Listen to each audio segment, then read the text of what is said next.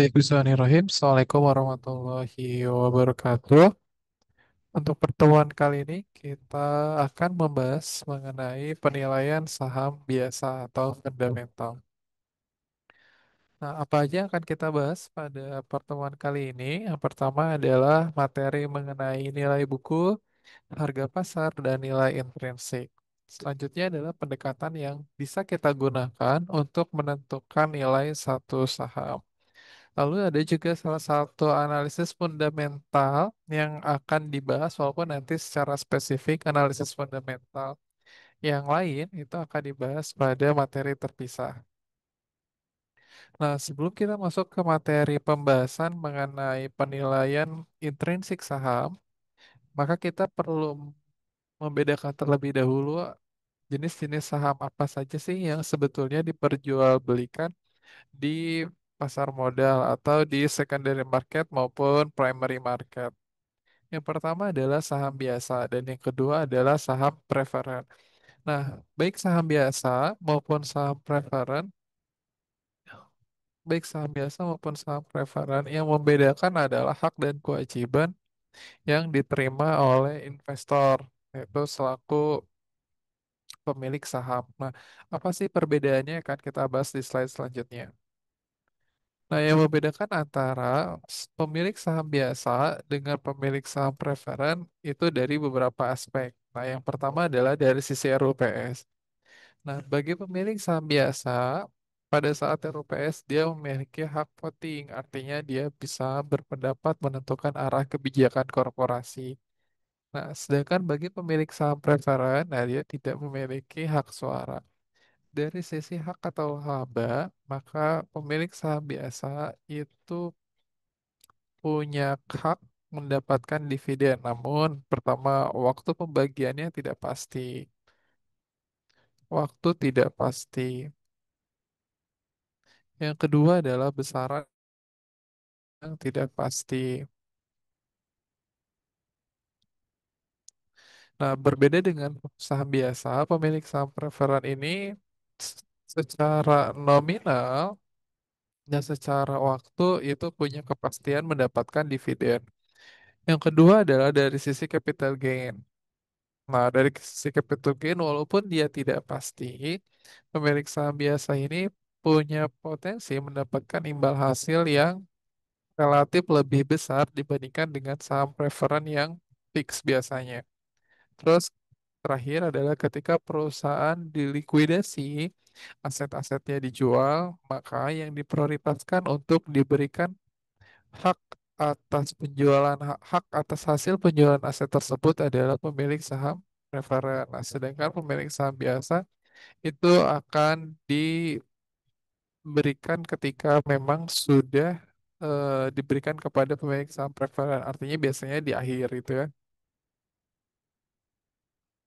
Nah, karakteristik common stock dan karakteristik preference stock bisa dibaca pada slide yang nanti akan dikirimkan. Nah, apa sih tujuan penilaian saham? Jadi sama seperti ketika kita membeli aset tertentu, misalnya kendaraan. Misalnya kita beli motor gitu ya. Nah, kenapa sih kita perlu tahu berapa nilai wajar satu motor agar ketika kita membeli motor bekas misalnya, motor A gitu ya, motor A, misalnya harga pasarnya itu adalah 10 juta. Nah, terus tiba-tiba ada orang yang jual, misalnya harganya adalah 15 juta. Nah, kita bisa simpulkan, wah ini kemahalan nih. Padahal harga wajarnya atau nilai pasarnya adalah 10 juta, tapi kok ada orang yang ngejual 15 juta, berarti kemahalan. Nah, berarti kita bisa cari alternatif lain yang menurut kita motor tersebut lebih murah atau sama dengan nilai wajar atau nilai pasarnya. Nah, sama dengan saham, ketika kita akan membeli satu instrumen investasi, misalnya saham, ki- ke- jika kita mengetahui berapa sih nilai intrinsik satu saham, maka kita bisa menentukan apakah saham itu kemahalan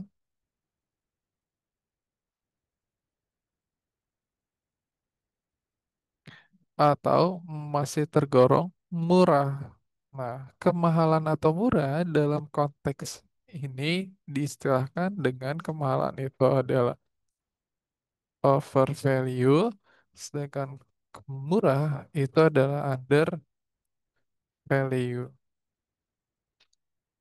Nah, memang apa hubungannya? Kenapa kita mesti tahu satu saham itu under value atau over value? Nah, setiap investor yang membeli saham itu kan tujuannya adalah mendapatkan imbal hasil.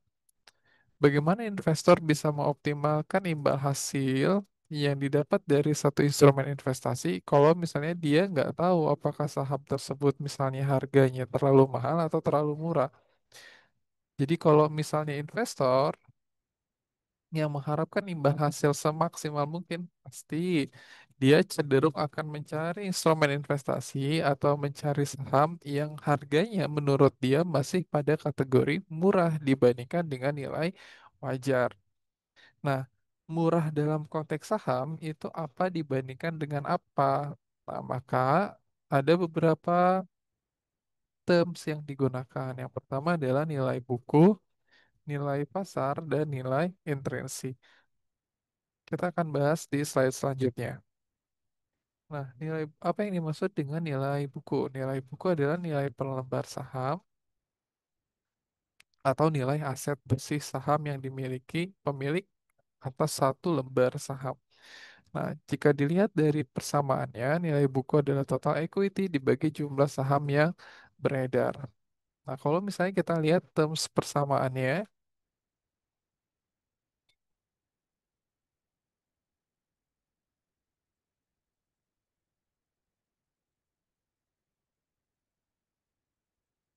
aset sama dengan liability plus equity, maka jika kita mau mencari nilai aset bersih, maka kita bisa membalik persamaannya aset sama dengan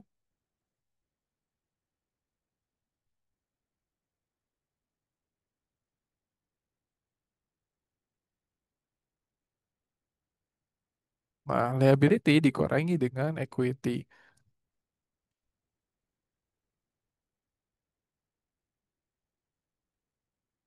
Selanjutnya adalah nilai pasar. Apa yang dimaksud dengan nilai pasar? Nah, nilai pasar itu adalah harga saham pada satu periode yang dicerminkan atau dipengaruhi oleh permintaan dan penawaran pada periode yang bersangkutan. Jadi misalnya nih, kita lihat di platform gitu ya, atau misalnya kita lihat harga saham per hari ini 450, ini misalnya Unilever 3.820. Nah, harga hari ini belum tentu sama dengan harga besok, misalnya besok 4.000. Maka harga yang dicerminkan pada saat ini atau pada besok itu disebut dengan nilai pasar. Nah, sedangkan nilai intrinsik adalah nilai sebenarnya atau seharusnya dari satu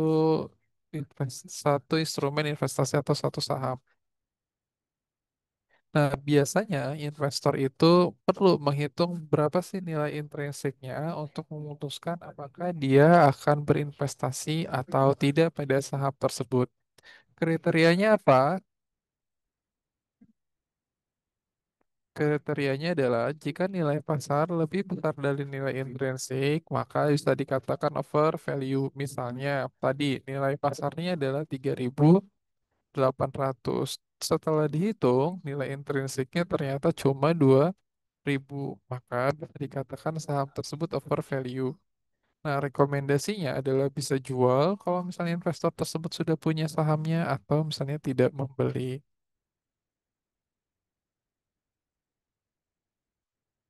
Nah, kebalikannya, kalau misalnya ternyata nilai intrinsiknya lebih besar dibandingkan dengan nilai pasar atau nilai pasarnya lebih kecil dibanding nilai intrinsik. Tadi misal nilai pasarnya adalah 2.000, nilai intrinsiknya adalah 3.800, maka saham tersebut bisa dikategorikan sebagai saham under value, maka rekomendasinya adalah beli. Lalu bagaimana cara kita investor menentukan nilai dari intrinsik saham? Nah, berbeda seperti nilai pasar yang bisa dilihat harga sahamnya secara langsung. Nah, nilai intrinsik ini perlu dihitung. dengan beberapa pendekatan. Nah, salah satunya adalah pendekatan dividen. Jadi kita menilai nilai intrinsik saham berdasarkan dividen. Nah, ada juga yang berdasarkan cash flow.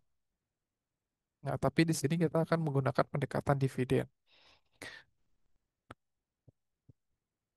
Persamaan sederhana yang digunakan adalah P0. P0 ini adalah harga saham pada periode 0 sama dengan sigma T sama dengan 1. Sebentar. Sigma T sama dengan 1 arus kas T, arus kas periode T, dibagi 1 plus K. K ini adalah tingkat return yang diharapkan atau imbal hasil yang diharapkan oleh investor. Nah, kalau misalnya ternyata pas tahun ke N itu sahamnya dijual, maka kita harus menghitung berapa nilai present value ketika sahamnya dijual. Maka rumusnya adalah D1, DSD itu adalah dividen. Misalnya dijualnya di tahun ketiga begitu ya, berarti kita mesti menghitung ada nggak sih dividen tahun pertama, dividen tahun kedua, nah berarti DNN-nya ini adalah 3. Dividen tahun ketiga dan P itu adalah harga saham, harga pasar saham di tahun ketiga. Nah, kita bagi satu K-nya adalah return realisasi di tahun pertama, tahun kedua, sampai tahun ketiga. Nah, contoh soal, misalnya ada satu PT, PTDF itu mau bayar dividen sebesar 450. Berarti kita punya nih angka, berarti diketahui D1 450, harga per lembarnya adalah 4.125. Nah, ini harga per lembar berarti P0. Imbal hasil yang dikehendaki investor adalah 20%, berarti K-nya sama dengan 0,2. Harga saham setelah dividen berarti P1-nya adalah 4.500. Nah, pertanyaannya berapa harga saham yang layak dibeli untuk kondisi saat ini? Berarti kalau ditanya saat ini, berarti kita nyari present value-nya. Nah, terus ada catatan tambahan, ini informasi tambahan.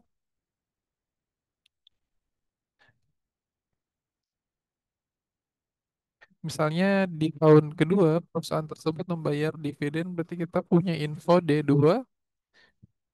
Selanjutnya investor akan menjualnya di akhir tahun kedua, maka akhir tahun kedua karena harga pasarnya jadi, nah ini berarti P2, maka harga saham yang layak dibeli saat ini adalah berapa? Nah, kita menghitung dulu untuk kasus yang ini ya, kasus yang pertama. Ini case satu, ini adalah case 2. Jadi case satu tuh kalau misalnya 450 imbal hasil harga per lembarnya 4.125.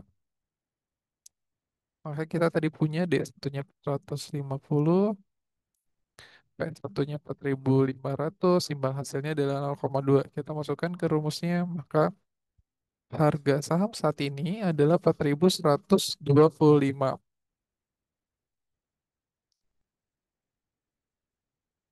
Nah, jadi kalau misalnya harganya, nah, berapa harga saham yang layak dibeli saat ini, berarti bang batasnya adalah 4.125. Jadi kalau misalnya kita beli di harga 4.200 itu jatuhnya adalah kemahalan. Tapi kalau misalnya kita beli masih di harga 4.000, yang penting di bawah 4.125, maka kita membeli dengan harga under value.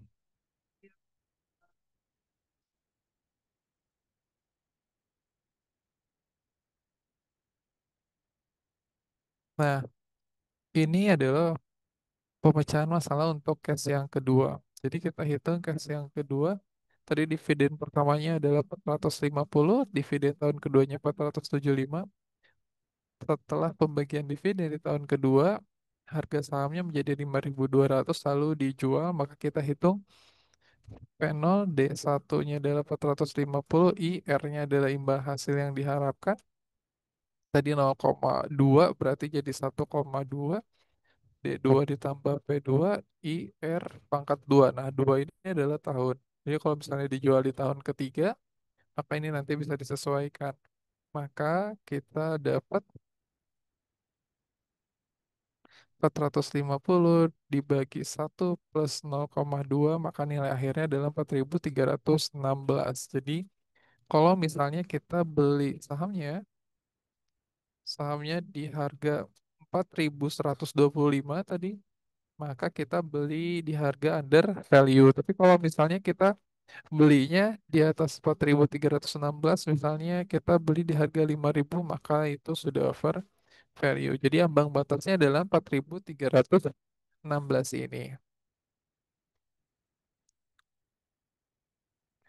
Nah, ini ada contoh soal, jadi silahkan dikerjakan. Ini case satu, pembahasannya ada setelah ini. Nah, selanjutnya bagaimana cara menghitung estimasi persentase imbal hasil saham? Maka kita bisa, kalau misalnya ada kasus menghitung gitu ya, berapa sih persentase imbal hasil saham? Maka kita bisa menggunakan pendekatan nilai dividen. Rumusnya adalah D1, kita cari dulu nilai dividen tahun pertamanya berapa kita dapat, terus harga saham tahun pertama, harga saham ketika kita beli atau awal dibagi harga saham awal. Misalnya ini. Misalnya tahun Amir ini beli saham awal tahun itu harganya 5.000 per lembar. Berarti ini kita dapat P0. Terus perusahaannya bagi di akhir tahun itu bagiin dividen 200. Berarti ini D1. Nah, selanjutnya di tahun berikutnya misalnya harga sahamnya naik jadi 5.500, atau misalnya setelah pembagian dividen naik 5.500. Nah, kita tinggal masukin aja. Berarti 200 ditambah 5.500 dikurangi 5.000. Maka kita dapat 700 per 5.000 dikali 100%. Nah, ini pembahasan untuk soal yang case yang pertama tadi. Soal case yang ini, jadi kalau misalnya teman-teman sudah mengerjakan, silakan dicocokkan dengan jawaban yang ini apakah sudah sesuai atau belum. Nah, sedangkan yang ini adalah untuk menghitung persentase imbal hasil yang tadi, maka didapat persentase imbal hasilnya adalah 14%. Maknanya apa? Maknanya adalah ketika misalnya kita melihat bunga bagi hasil dari produk investasi yang lain itu lebih besar dari saham, maka ini jadi tidak worth it gitu ya untuk berinvestasi pada saham ini. Nah, model selanjutnya adalah model selanjutnya untuk menentukan nilai intrinsik adalah model discounted dividend. Jadi kalau tadi dividen biasa, sekarang dividen yang discounted atau MDD. Nah, MDD ini dibagi dalam tiga jenis model. Jadi yang pertama adalah zero growth atau pertumbuhannya nol. Terus yang kedua adalah pertumbuhan konstan. Yang ketiga adalah pertumbuhan tidak konstan atau bervariasi. Kita bahas satu-satu. Nah, untuk model pertumbuhan nol, persamaannya adalah present value, D adalah dividen, K adalah imbal hasil yang dikendaki. Jadi misalnya ada contoh nih, present value-nya berapa sih? Dividennya adalah 200, terus present value-nya ada 20%. Nah, maka harga saham yang layak adalah nilainya adalah 1.000. Nah, interpretasi atau analisis yang disertakan nanti silakan dibaca pada slide yang nanti akan dibagikan. Selanjutnya adalah model konstan. Untuk teori mungkin nanti bisa dipelajari lebih lanjut ya. Silakan dibaca pada slide nanti. Nah, untuk model Gordon ini atau model pertumbuhan konstan ini, persamaan yang digunakan adalah present value, dia adalah dividen sebelum tumbuh, 1 plus GG adalah growth. Jadi pertumbuhannya biasanya dalam bentuk persentase, jadi berapa persen. Terus K itu adalah tingkat pengembalian yang diharapkan min G. Nah, di sini ada dua rumus. Jadi kalau misalnya kita punya angka dividen tahun pertama, berarti kita nggak perlu pakai ini. Tapi kalau misalnya kita nggak punya angka dividen tahun pertama, berarti kita perlu pakai rumus yang D1, D0. Nah, misalnya ini, saham membayarkan dividen 500 diperkirakan tumbuh 5% per tahun. Jika tingkat pengembalian investor 20%, hitung nilai intrinsik. Nah, berarti kita punya nih D1. Nah, ini ada pembahasannya. D1 adalah dividen pada periode berikutnya, tahun depan. Nah, berarti D1-nya kita mesti hitung dulu. D1 itu adalah D0, berarti ini tuh bukan D1, ini adalah D0. D0-nya 500, berarti 500 ditambah 1 plus G, tadi pertumbuhan yang diharapkannya adalah 5%. Maka di tahun berikutnya, kalau perusahaan itu bayar dividen, perusahaan akan membayarkan 525. Nah, imbal hasil yang diharapkan adalah 20%, tingkat pertumbuhan 5%, maka kita masukin rumus PO sama dengan D1 R min G. R-nya tadi imbal hasil yang diharapkan adalah 2% dikurangi 5%. 20, sorry. 20% dikurangi 5%, maka 15%.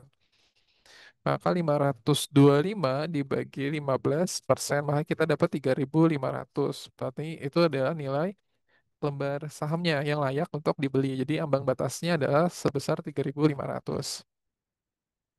Nah, selanjutnya adalah model dengan dua pertumbuhan. Jadi di soalnya itu dijelaskan misalnya pertumbuhan 10% dari tahun berapa sampai tahun berapa, terus pertumbuhan berapa persen dari tahun berapa sampai tahun berapa. Jadi misalnya ini pertumbuhan 10% itu tahun 1 sampai 5, terus dari seterusnya itu tumbuh jadi 7%.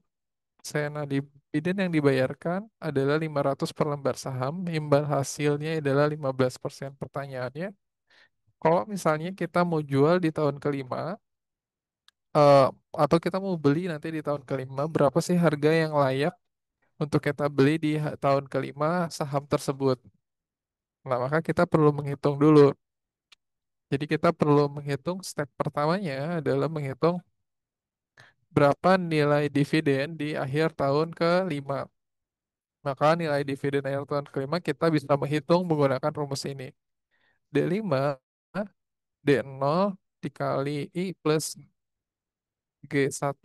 G1 itu soal pertumbuhan yang ke satu kan tadi ada dua ya, ada 10% dan 7%, berarti yang 10% pangkat 5 karena tahunnya kan 5. Berarti D5 500 dikali 1 plus G1, berarti 10% ya, 1 plus 10%. Nah, pangkat 5, maka kita dapat 1,61051. Nah, 500 dikali 1,61051, maka kita dapat 805,26. Nah, kalau misalnya kita sudah dapat angka dividen tahun kelima, maka kita harus menghitung berapa sih harga saham di tahun kelima. Ini rumusnya. Terus kalau misalnya sudah tahu harga saham tahun kelima, maka kita present value kan atau PV5 ini. Kalau saat ini kita beli, kira-kira nanti tahun kelima, kalau misalnya di harga saat ini itu jadi harga berapa sih? Kalau misalnya tahun kelimanya diketahui, maka kita tinggal masukin aja. Ada 5-nya 805, ini ada contohnya di bawah ini 805 dikali 1 plus G2. G2-nya kan tadi 7% ya. Setelah tahun kelima. Terus ini dikali G2, G2-nya 7%. Maka harga saham di tahun kelima itu adalah 10.770. Nah, ini salah salah hitung. Ini soal yang sebelumnya jadi kurang lebih ini 8 ribuan lah. 8.000 sekian. Nah, selanjutnya untuk yang present value tahun kelima, kita hitung dulu. Tadi 10.000 kan ini di tahun kelima, berarti 10.770 dibagi 1 plus 0,15 pangkat 5. Berarti kita punya nilai kini sebesar 5.354. Nah, 5.354 itu adalah nilai saham tahun kelima yang dihitung jadi present value. Nah, harga saham yang layak dibeli itu, ini ada catatannya, merupakan harga saat ini ditambah dividen 5 tahun. Berarti kita mesti ngitung nih dividen 5 tahunnya gimana. Nah, ini kan baru dividen tahun kelima ya, yang diketahui. Berarti kita mesti ngitung D1 sampai D4 dengan rumus yang sama. Berarti D1 sama dengan D0 dikali 1 plus G1 pangkat akar 1. D2 sama dengan D0 plus 1 plus G1 akar pangkat 2. Nah, sampai seterusnya sampai D4. Nanti dijumlahin maka kita dapat 3.357. Ini tinggal dijumlahin 5.354 ditambah 3.357. Maka kita dapat 8.000. Hmm, sebentar, ini harus kita koreksi dulu. Ya, jadi ini kita sudah perbaiki. Nah, jadi nilai harga saham wajar di tahun kelima yang bisa kita beli adalah 8.711. Nah, selanjutnya adalah kita menghitung rasio pendekatan dari rasio atau price earning rasio. Apa itu price earning rasio? Kita menghitung rasio harga pasar terhadap laba. Jadi, rasio ini menunjukkan berapa besar sih nilai harga saham terhadap kelipatan laba yang dilaporkan oleh perusahaan. Nah, rumusnya adalah harga per lembar saham dibagi laba per lembar saham. Nah, laba per lembar saham ini harus dicari dulu. Berarti kita nyari earning per share-nya. Earning per share itu rumusnya adalah laba bersih setelah pajak dibagi dengan jumlah lembar saham. Nah, ini ada contoh. eh Misalnya modal ditempatkan di store PT KLM itu 100 miliar. Nominalnya adalah 5.000 per lembar saham, laba bersihnya 5 miliar, harga besarnya adalah 7.500. Pertanyaannya berapa pernya? Maka kita hitung jumlah saham yang beredar adalah 100 miliar, sorry, jumlah, ya benar 100 miliar, ya benar 100 miliar, terus per 5.000 lembar saham, maka jumlah lembar saham yang ditempatkan adalah 20 juta. Nah, EPS itu adalah laba bersih dibagi jumlah saham beredar. Maka laba bersihnya, ini laba bersihnya adalah 5 juta, 5 miliar, sorry di sini kan lebih ketahui 5 miliar dibagi jumlah saham yang beredar. Jumlah saham yang beredar 20 juta, maka 250 per lembar saham. Nah, terus kita sudah dapat nih berarti nilai EPS-nya, tinggal kita nyari nilai price-nya. Nah, price-nya adalah harga pasar saat ini adalah 7.500. Ini tadi dari soal kan, berarti 7.500 dibagi 250 maka kita dapat 30. Nah, berarti kalau misalnya saham itu harganya, berarti investor ini, sorry, sorry, ini interpretasinya dari sini, berarti investor itu bersedia membayar 30 kali lipat dari laba per saham. Nah, ini dibandingkan dengan industri yang lain. Ini interpretasinya nanti bisa dibaca. Nah, ini ada contoh latihan soal, ini bisa dikerjakan untuk latihan. Di bawahnya ada informasi tambahan. Nah, ini adalah pembahasan, sorry, ini bukan. Ini nanti dihapus. Nah, ini adalah pembahasan untuk soal yang FS. Demikian untuk materi ini. Kalau misalnya ada pertanyaan, nanti boleh disampaikan. Saya tutup. Assalamualaikum warahmatullahi wabarakatuh.